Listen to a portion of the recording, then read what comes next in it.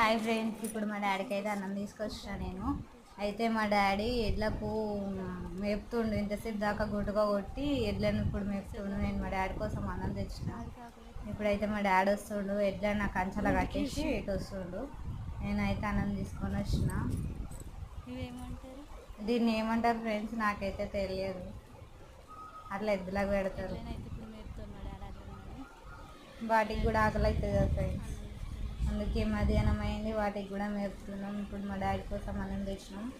మా డాడీ అయితే వచ్చేస్తున్నాడు. చేసారా బాబు?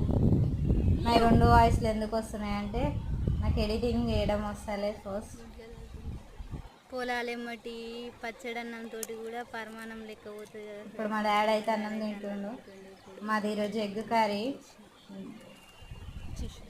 పచ్చదనం మధ్యలో మంచిగా